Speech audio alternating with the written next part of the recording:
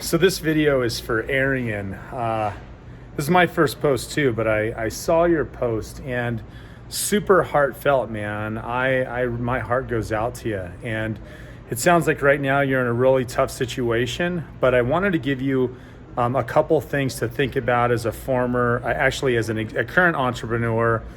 We run a business with my wife. We do about $3 million a year. We own smoothie juice bars. We have a convention business. We have a coffee business. And I think anybody that's been in business in one way or another has always seen the low of the lows. We've all experienced the low of the lows. And there's a couple things that I want you to think about. And, you know, as a guy that was living in the back of his store one time with his family and not having enough food, the only way we could eat was to get tips out of the tip jar and work our stores and basically not see our family for a long time. And, you know, how do you get through it and what do you do? So the first thing I want you to think about is with your business is you need to get totally naked with the brutal reality of your business. And it sounds like you're doing that. And when I say that, what I mean by that is you need to understand the brutal reality that your business doesn't know family, it doesn't know disability, it doesn't know religion. Business is simple mathematics, my friend. You generate a certain amount of sales, you have a certain amount of expenses, and then what's left over is yours. It's that simple. And the other thing about business, to simplify it even more, is in order to have a business, you have to have a customer that's willing to buy your product. So you need to evaluate if you're not getting the traction on your business that you want to get. Why are customers not wanting to buy your product? Why are you not able to scale it up? Is it because of time? Is it because of the disability?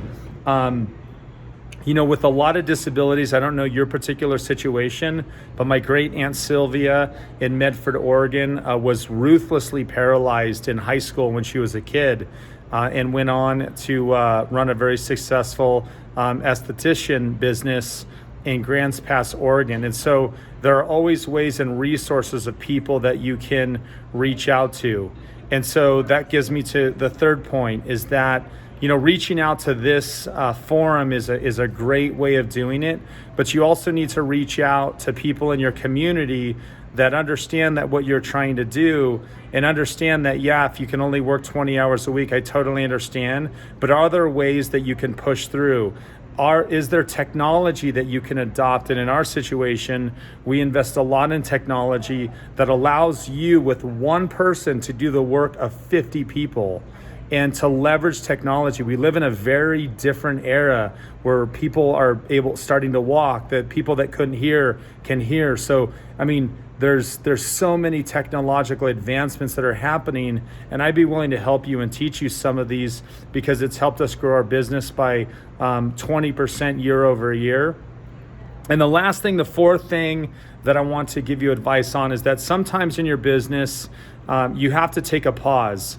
Sometimes you have to take a step back and you have to pause and you have to reprioritize what's important in your life currently. Because again, business does not know values, it does not know family, it does not know religion. And if you don't have customers that are willing to buy your product in scale, sometimes you need to take a pause. And what I mean by that is, in 2009, when the recession hit, I had our retail stores, we had our juice bars. I had to file for bankruptcy in order to save the business. We filed Chapter 13 bankruptcy, and I had to go back to work. Fortunately, I went to work for Apple, but I had to go back to work in order to reprioritize my financial situation. And sometimes that guaranteed income will allow you to do things and leverage yourself if you're utilizing technology and things like that to really move forward.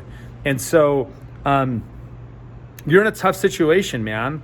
That's the brutal reality. You have a disability. That's a brutal reality.